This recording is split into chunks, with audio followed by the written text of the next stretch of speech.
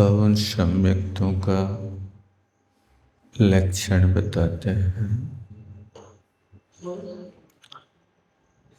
सप्तानां प्रशमा सम्यक् क्षयादुभयतोऽपि च प्रकृतीनामिति प्राहुस् तत्रैवेद्यं सुमेधसा।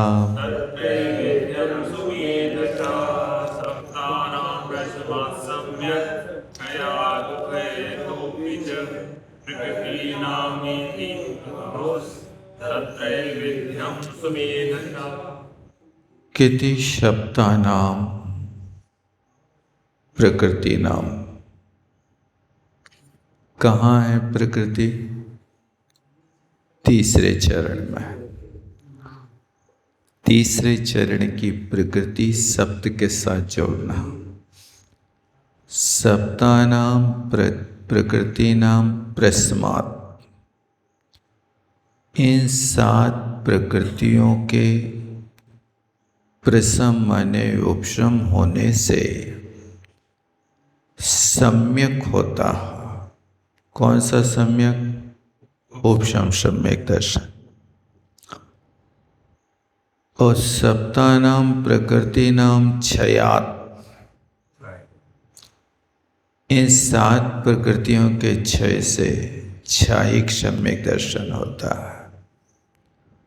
और उभयता सप्तानां प्रकृति नाम उभयता, यानी 7 प्रकृतियों की क्षयोपशम से। उभय माने क्षय और उपशम प्लस क्षयोपशम, इनसे क्षयोपशम सम्यक दर्शन होता है।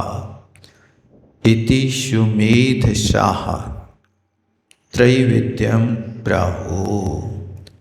ऐसा ज्ञानी जनों के लिए त्रैविध्यम, त्रैविध्यम माने 3 प्रकार का सम्यक प्राहु, सम्यक दर्शन कहा है। मेधा माने क्या होता? बुद्धिमान।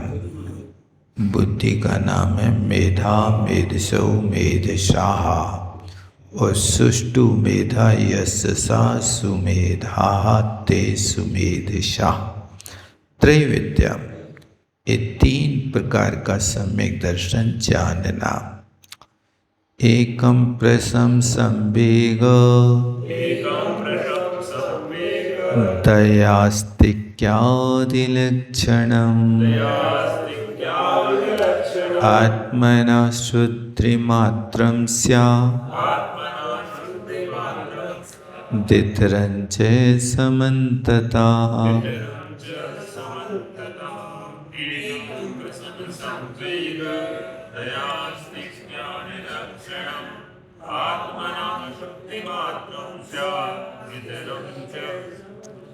अब 3 प्रकार का जो सम्यक होता है वो 2 भेद वाला होता है। एक सराग सम्यक दर्शन और एक वीतराग सम्यक दर्शन। तो एकम माने पहला, पहला माने सराग सम्यक दर्शन। पहले सराग सम्यक दर्शन होता है और सराग सम्यक दर्शन का अभ्यास अच्छी तरह से हो जाने के बाद फिर वीतराग सम्यक दर्शन होता है। सराग सम्यक दर्शन में क्या करना पड़ता है? प्रशम, संवेग और दया। दया माने अनुकंपा और आस्तिक्य आदि है लक्षण जिसका, ऐसा सराग सम्यक दर्शन होता है।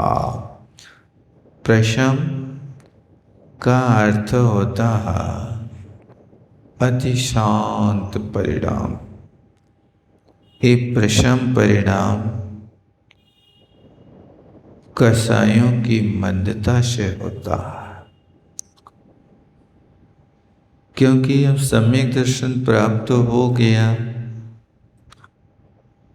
जो उथल पुथल करने वाली अनंतानुबंदी कषाय थी, उस कषाय का अभाव हो गया। इसलिए उसके अभाव में प्रशम आ गया, शांति गुण आ गई। यानी शांति की प्राप्ति सम्यक दृष्टि को होती है, मिथ्या दृष्टि के पास प्रशम भाव नहीं होता। इसलिए लोग शांति को पाने की कोशिश तो करते हैं, लेकिन सम्यक दर्शन की प्राप्ति का प्रयास नहीं करते हैं। जब तक सम्यक दर्शन नहीं होगा, तब तक शांति का अनुभव नहीं होगा। इसलिए इसको प्रशम कहते हैं। और दूसरा संवेग है। संवेग का अर्थ होता है संसार शरीर भोगों से विरक्ति का परिणाम, उसको संवेग कहते हैं। संसार का स्वरूप क्या है? कदली तरु संसार है, त्यागो यह सब संसार की दशा केले के वृक्ष की भांति है। जैसे केले के वृक्ष को छीलते जाओ, छिलके छिलके तो निकलते जाते हैं, लेकिन उसमें कोई सारभूत लकड़ी नहीं होती है। जिस लकड़ी को निकाल करके कोई एक सिंहासन बना ले, वह ऐसा केले के वृक्ष में कोई सार नहीं होता। इसलिए इस संसार का स्वरूप है। संसार और शरीर कैसा? रोग उरग बिल बपू गेनो, ये रोगों रूपी सांप के रहने का घर है, बिल है। रोग उरग माने सांप होता है, उन सांपों को रहने का बिल है, घर है। ऐसे शरीर की दशा है। निस्दिन करे उपाय देह का रोग दशा पहले। हर पल हर क्षण शरीर का उपाय करते हैं, लेकिन फिर भी वो अपना जवाब देता जाता है। इस शरीर की दशा है। जब तक शरीर रहता है, तब तक कोई न कोई व्यवधान जीव के साथ लगा रहता है। वैक्रियक आदि शरीर होते हैं, तो देवों के वैक्रियक शरीर में कोई प्रकार का रोग नहीं होता है।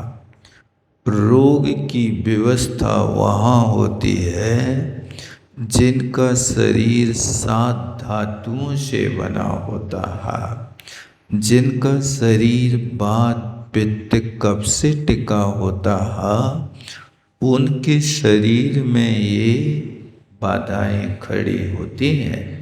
देवों का वैक्रियक शरीर होता है, उस वैक्रियक शरीर में कोई प्रकार का रोग नहीं होता।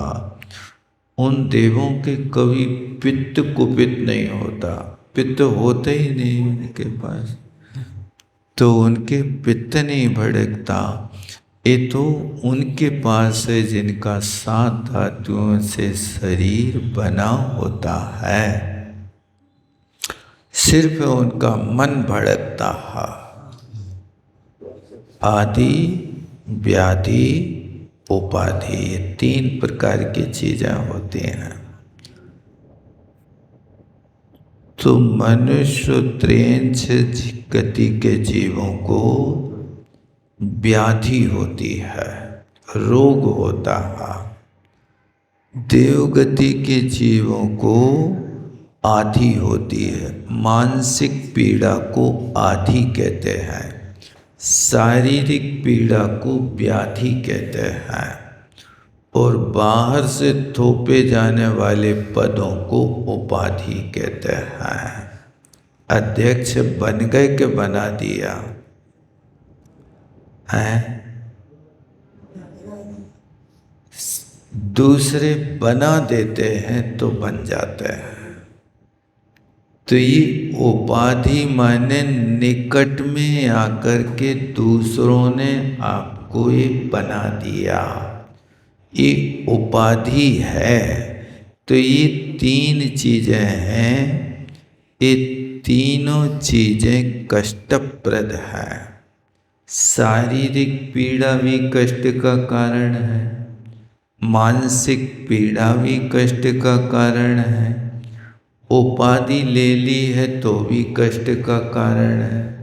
थोड़ी देर के लिए तो मन लगता कि हाँ मुझे कुर्सी मिली है, लेकिन उसको खींचने वाले कितने लोग होते हैं, वो बहुत मुश्किल होता है। उस पर बैठ करके शासन करना ये बहुत मुश्किल होता। हर व्यक्ति को आप प्रसन्न नहीं कर सकते हैं।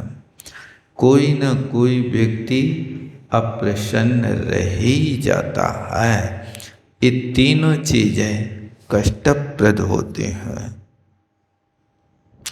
तो ये संसार, शरीर और भोग, भोग कैसे हैं?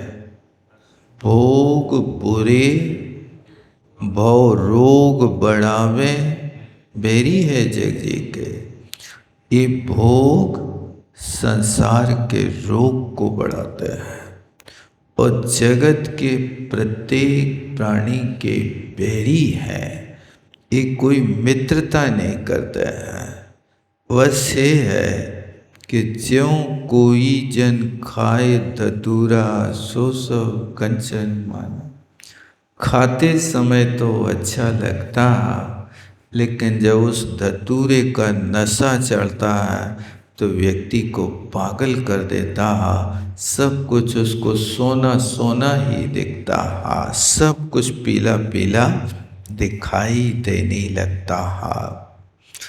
एक कहलाता संसार, शरीर, भोगों के प्रति निवृत्ति जहाँ होती वो सम्यक दृष्टि को होती है, मिथ्या दृष्टि को नहीं होती है। दया कहें अथवा करुणा कहें, कृपा कहें, अनुकंपा कहें, ये सब एकार्थवाची हैं। कृपानुकंपा अनुक्रोशो हंतोक्ति करुणा दया, ये करुणा के नाम होते हैं।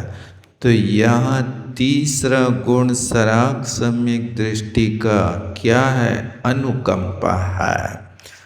प्राणी मात्र के प्रति दया का भाव होना इस सम्यक दृष्टि का लक्षण है। और फिर आस्तिक है। आस्तिक का अर्थ समझते? देव शास्त्र गुरु के प्रति अटूट आस्था होना। आस्था का जो भाव होता है उसको आस्तिक कहते हैं। ये चार लक्षण सराग सम्यक दर्शन के होते हैं। इतरम च, इतर कहाँ है? स्यात् इतरम, इतरम माने दूसरा, एकम तो हो गया सराग, इतरम माने बीतराग। बीतराग कैसा है? आत्मना शुद्धि मात्रम समन्तता। जो बीतराग सम्यक दर्शन है वो सिर्फ आत्मशुद्धि मात्र है। एक कोई अलग वस्तु होती है, इस श्रेणी में होने वाला परिणाम का नाम बीतराग सम्यक दर्शन होता है। ते धन्याये सम्यक त्वं पालयन्ति। वे धन्य है, धन्य है जो सम्यक दर्शन का पालन करते हैं। आदि शब्द दिया था देखो ऊपर, आस्तिक आदि। आदि शब्द से सम्यक दर्शन के जो 8 अंग होते हैं, उन 8 अंगों को भी इसमें पालन कर लेना चाहिए। निधानम सर्वलक्ष्मीनां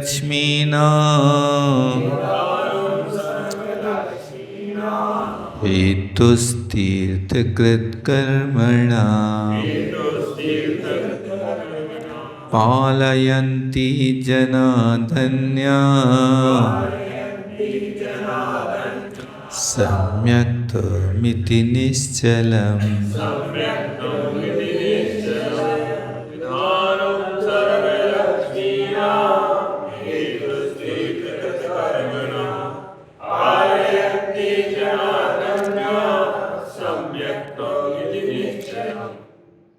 कहते देखो, ये जना सम्यक्त्वं पालयन्ति ते धन्या। जो लोग सम्यक दर्शन का पालन करते हैं वे धन्य है, धन्य है।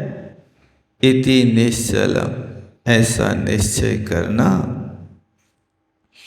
क्योंकि ये सम्यक दर्शन कैसा है?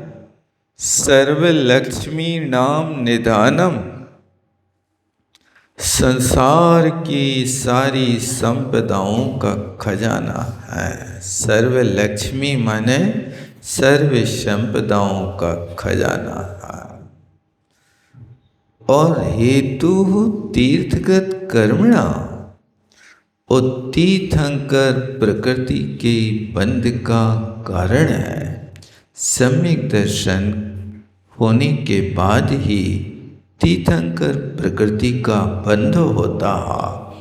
तीर्थंकर और आहारक दुख, इन दो प्रकृतियों का मिथ्या दृष्टि को अबंध होता है। बंध होता तो सम्यक दृष्टि को होता, और सभी सम्यक दृष्टियों को बंध नहीं होता। बिरले सम्यक दृष्टि होते हैं। जो सम्यक दृष्टि भगवान के पाद मूल में बैठ कर के 16 कारण भावनाओं को भा लेते हैं, वे सम्यक दृष्टि ही तीर्थंकर प्रकृति का बंध करते हैं। हर किसी को तीर्थंकर प्रकृति का बंध नहीं होता। ये बहुत दुर्लभ प्रकृति है। क्योंकि तीर्थंकर प्रकृति के स्वामी अभी भी असंख्यात की मात्रा में हैं। बहुत सारे होते हैं, देवगति में भी, और पहले नरक से तीसरे नरक तक तीर्थंकर प्रकृति की सत्ता वाले रहते हैं। मनुष्यों में तीर्थंकर प्रकृति की सत्ता वाले तो दुर्लभ हैं, बहुत थोड़े होते हैं। लेकिन देव और नारकियों के पास ये प्रकृति बहुत से जीवों को है, जिनने सम्यक दर्शन की उपस्थिति में 16 कारण भावनाओं को अकेले भाया ने आचरण में लाया है। क्योंकि आचरण में लाने से ही कार्य की सिद्धि होती है। आप सोचें कि ये संजीवनी बटी रोग नाशक है, संजीवनी बटी रोग नाशक है, ऐसे जीवन भर आप पाठ करते रहें, लेकिन उस संजीवनी बटी को आप खाएं ना तो रोग मिटेगा कि नहीं मिटेगा? रोग तो तब मिटेगा कि जब उसका आचरण कर लें, सेवन कर लें। 16 कारण पूजा आप करते रहते हैं, लेकिन आचरण में नहीं आया तो फिर वो तीर्थंकर प्रकृति का बंध का कारण नहीं होगा। ये बात हमेशा ध्यान में रखना कि रोग का शमन दवाई के नाम लेने से नहीं होता, दवाई के सेवन से होता है। इसी तरह पापों का क्षय, सिर्फ ये पाप नाश हो जाए, नाश हो जाए, नाश हो जाए, इतने कहने से नाश नहीं होगा। पापों के नाश करने का उपाय आपको करना होगा, तब कहीं जाकर के क्षय होता, अन्यथा संभव नहीं है। ये तीर्थंकर प्रकृति के बंध का कारण है। पुनः राज्ञा विज्ञप्तम, फिर राजा ने कहा, भगवान पुरा कीन पुण्य बताओ, भव कोटि दुष्प्रापम ईदृग विदम सम्यक तुम पालितम। अब राजा श्रेणिक भगवान से पूछता है, राज्ञा विज्ञप्तम का अर्थ क्या है?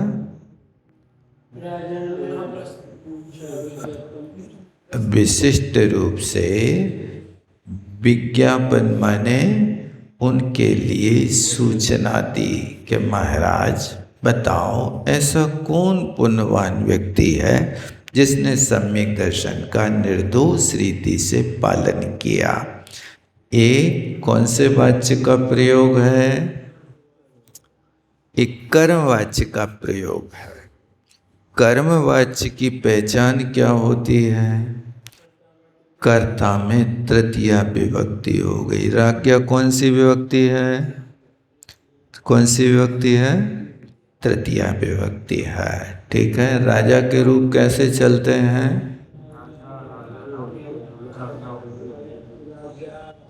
राज्ञा, द्वितीया के बहुवचन में राज्ञा बनता। अच्छा देखो, पूछने का तरीका यही साहित्य से सीखा जाता है। राजा ने अपनी बात तो रखी, पूछा, तो जिससे पूछा जाता है उसमें संबोधन विभक्ति का प्रयोग होता है। संबोधन क्यों हो रहा है? उनको अपनी ओर आकर्षित करना। आप हमारी बात सुनिए, इसलिए संबोधन रखा। भगवान ये क्या है? संबोधन है। क्या है?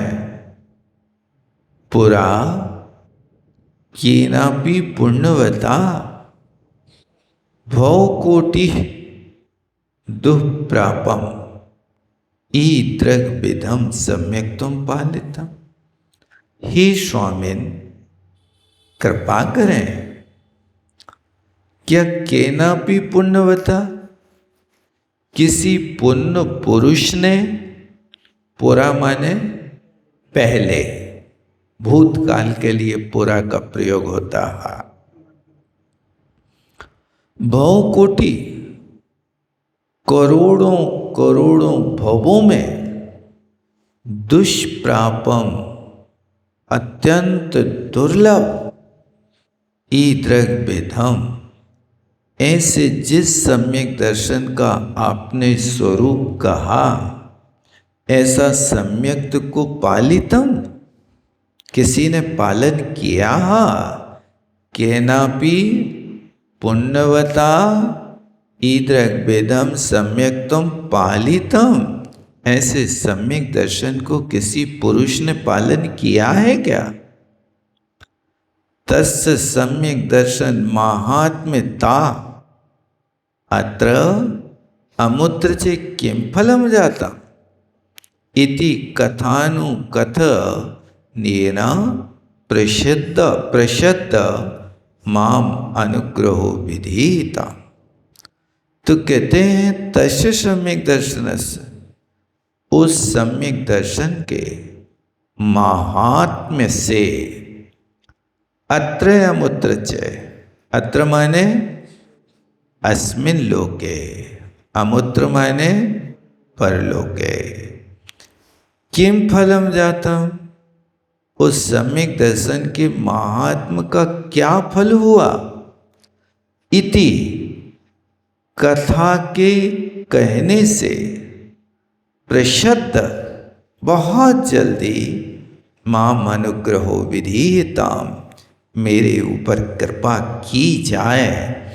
यानी राजा श्रेणी इस सम्यक दर्शन के महात्म को श्रवण करने के लिए इतना लालायित है, इतना लालायित है, जैसे बछड़ा अपनी गाय से मिलने के लिए लालायित होता है। इसलिए पृषत जल्दी कहो, मुझे तो उस पुरुष की कथा सुनना है। आप बताइए, मम अनुग्रहो, मेरे ऊपर अनुग्रह माने कृपा करो। विधिता माने करो, भी उपसर्ग पूर्वक दुधाय धारण पोषण धातु का अर्थ करना हो जाता है, कृपा करो। ततो गुरु भी आदिष्टम, ततो माने इसके बाद। कौन ने कहा? गुरु भी आदिष्टम, गुरु ने उपदेश दिया।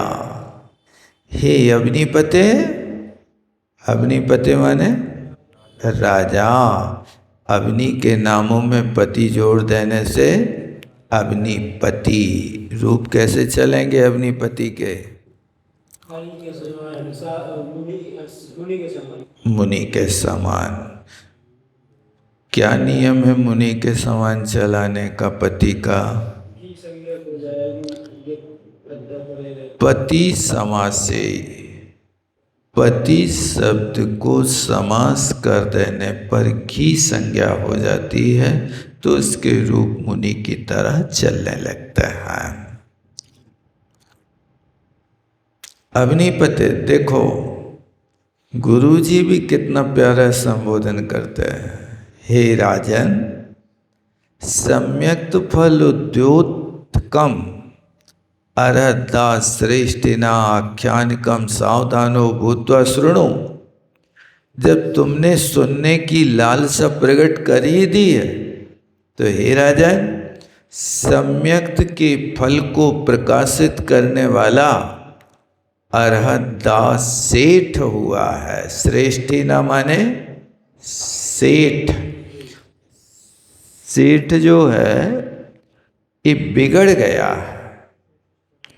मूल में श्रेष्ठी शब्द है, श्रेष्ठ का वाची इस श्रेष्ठी शब्द आता है। इसको लोगों ने बिगाड़ के सेठ सेठ कहना प्रारंभ कर दिया, लेकिन इस श्रेष्ठिन शब्द है। श्रेष्ठी, श्रेष्ठनौ, श्रेष्ठिना, ऐसे रूप सेठ के लिए चलते हैं। आख्यानिकम, कथानकम, उनकी कथानक को सावधानो भूत्वा, सावधान होकर के सुनो। तथा ही अब कथा प्रारंभ करते हैं। कथा को बताने से ये लाभ होता है कि कथा के श्रवण से बुद्धि श्रेष्ठ हो जाती है। दृष्टांत ही दृढ़ायते मति, दृष्टांत के माध्यम से बुद्धि में अच्छी तरह से बात फिट बैठ जाती है। जैसे गड्ढा भरते हैं, काय से भरते हैं? मिट्टी, पत्थर आदि आदि से। लेकिन मिट्टी मात्र से मजबूती नहीं आती। उस मिट्टी पत्थर को भरने के बाद उसको कूटते हैं। बड़े बड़े क्या पटकते हैं उनके ऊपर? दोरमट, दोरमट। यदि गड्ढा होता तो दोरमट पटकते, रोड होता तो रोलर चला देते। ये क्या करता है? मजबूती करता है। यदि आपने वो नहीं पटका यंत्र, तो उसमें कहीं न कहीं गैप रहेगा, मजबूती नहीं होगी, और वो कभी भी दरार खाएगा और तुम्हारे स्थान को बर्बाद कर देगा। इसलिए उसको अच्छी तरह से मजबूती के साथ भरा जाता, तब उसके ऊपर कोई आगे काम किया जाता है। मजबूती नहीं होती तो नहीं करते।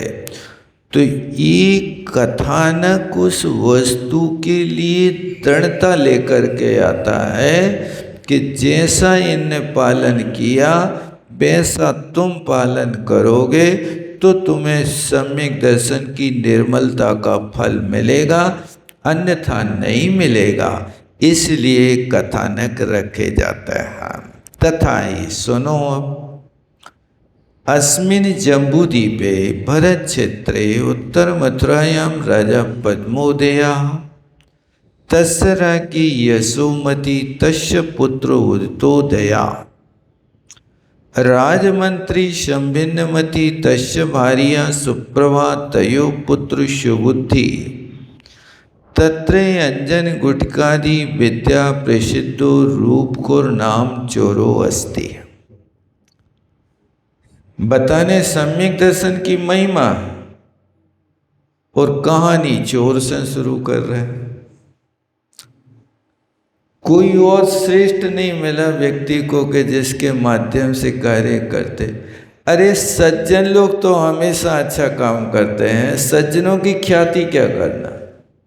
जो घोर पाप करने वाले व्यक्ति जिनने ये घोर काम किया उनने सम्यक दर्शन प्राप्त करके और कैसे जीवन का निर्वाह किया, इससे बात में समझ में अच्छी तरह से आ जाती है। इसी जम्बूद्वीप की बात है, बाहर की नहीं है।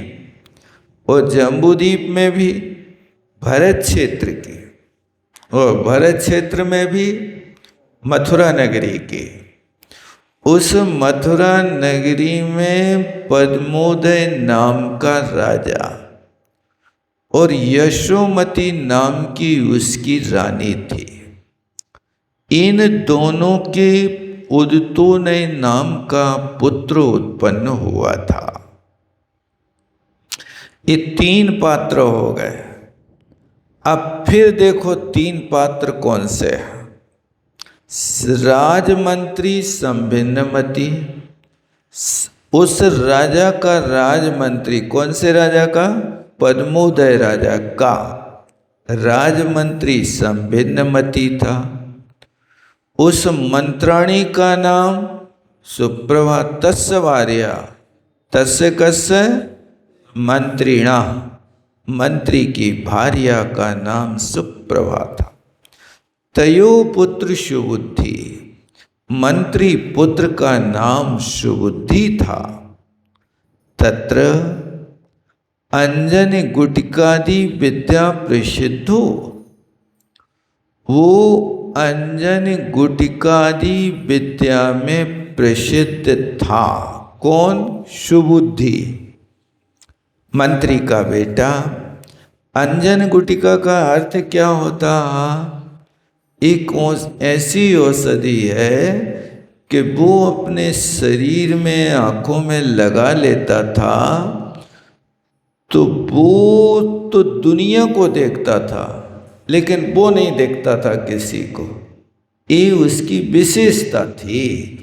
ऐसी भी औषधियाँ होती हैं कि जिन औषधि का प्रयोग कर लो तो सामने वाले को आप देख सकते हो लेकिन सामने वाला देख नहीं सकता।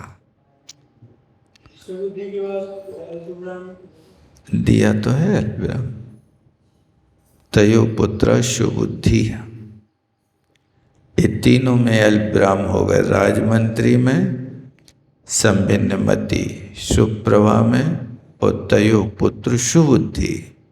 ये यहाँ तक बात हो गई। तो वो उस विद्या में प्रसिद्ध ऐसा रूपखुर नाम का चोर था। तस्य भार्या रूपखोरा, स्त्री का नाम भी रूपखोरा था।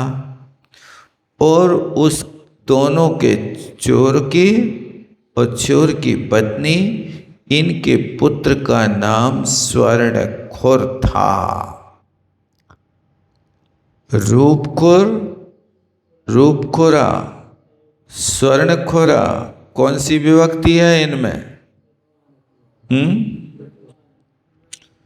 रूप खोरा प्रथमांत है कि बहुवचन है? स्त्रीलिंग, लिंग बदल गया है। तस्य भार्या रूप खोरा प्रथमांत ही करता है, लेकिन स्त्रीलिंग होने के कारण ये यहाँ खोरा का प्रयोग किया है। तत्र राजश्रेष्ठी जिनदत्ता, उसी नगर में एक सेठ जी थे जो राजश्रेष्ठी थे, राजाओं से जिनका संपर्क रहता था, ऐसे राजश्रेष्ठी जिनदत्त। उस राजश्रेष्ठी जिनदत्त की 10 भार्या समस्त गुण संपन्न जिनधर्म प्रभाविका महारूपमती जिनवती।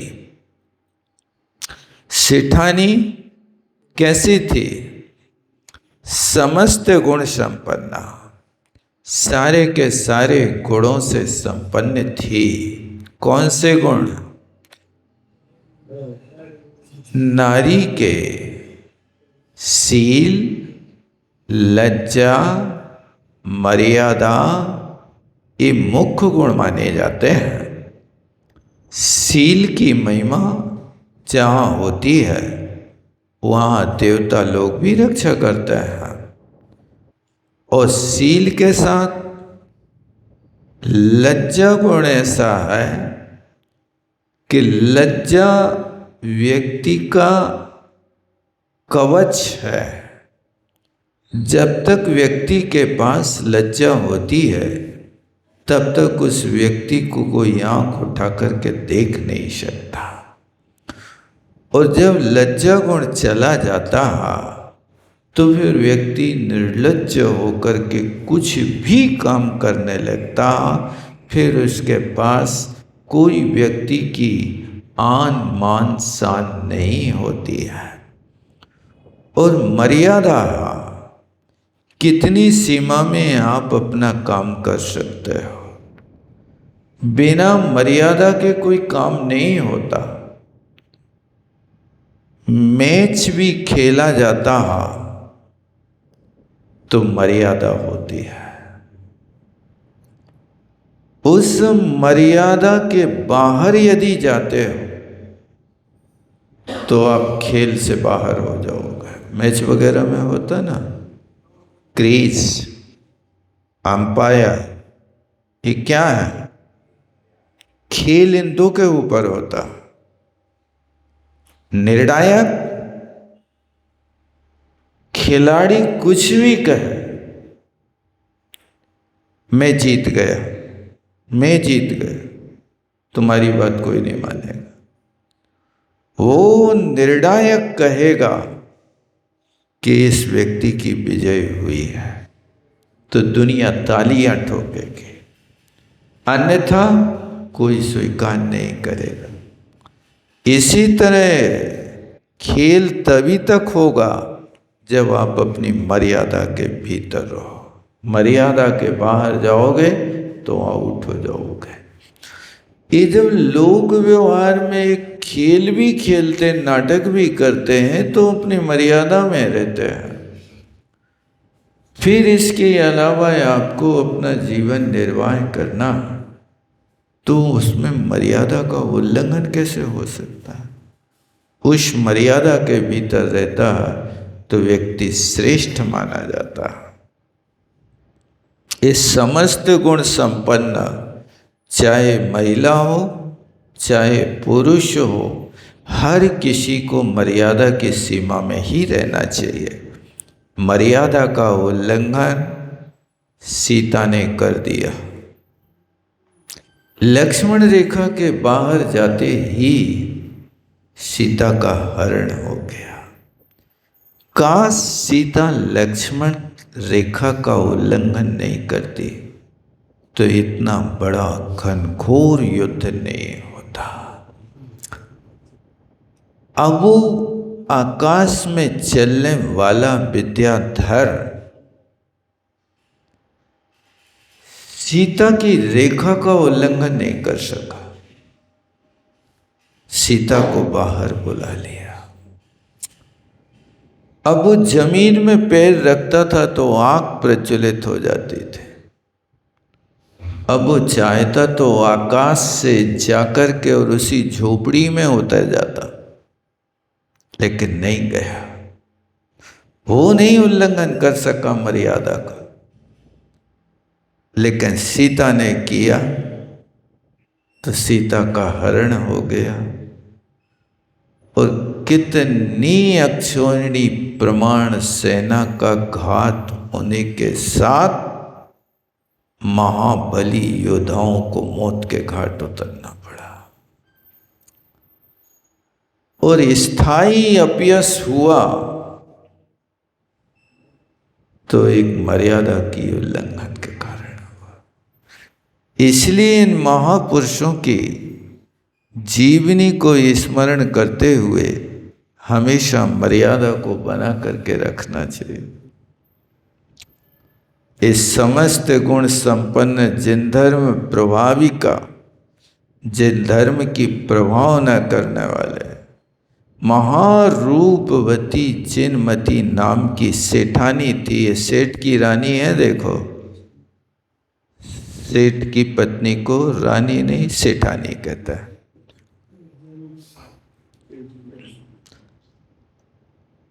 तयो पुत्रा समधिगत जीवा जीवादि सब तत्व भाव का।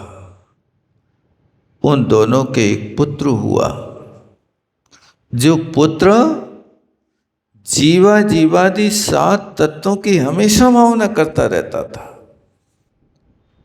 स्वभुजोपार्जितम वित्तव्यया। उस लड़के ने बाप कमाई नहीं खाई। स्वभुजोपार्जितम, अपनी भुजाओं से अर्जित किए हुए द्रव्य का, वित्त का व्यय करता था। वित्तव्यया, वित्त का व्यय करता था। दूसरे के द्रव्य पर अधिकार नहीं जमाता था। ये सेठ का लड़का है और श्री जिन धर्म प्रभाव का, और श्री जिन धर्म का प्रभावक था। श्रीमद जिनवर मुनिवर वरियम सपर्या करण रता। देखो, वो जो सेठ का पुत्र था, श्रीमान जिनेन्द्र भगवान की और श्रेष्ठ मुनि राजों की हमेशा भक्ति करता रहता था। सपर्या करण, सपर्या माने पूजा भक्ति होता है। प्रतिषिद्ध निशि भोजनादि कुब व्यापारा। और वो कभी भी रात्रि के भोजन आदि खोटे व्यापार करता ही नहीं था, प्रतिषिद्ध था। ऐसा विरत अरहत दास नाम का श्रेष्ठी उस देश में परिवसती रहता था। समझ गए? कौन से देश में? मथुरा नगरी में। मथुरा नगरी की कहानी है, क्योंकि भरत क्षेत्र में मथुरा नगरी में पद्मोदय राजा है और इसके अलावा संभिन्न मंत्री है, जिन दत्त सेठ है और जिन दत्त की भार्या समस्त गुणों से सहित जिनमती है। और इनका बेटा ऐसा जीवादि तत्वों का ज्ञायक, जिन दत्त का बेटा क्या नाम है? अरहत दास। समय तो होगी।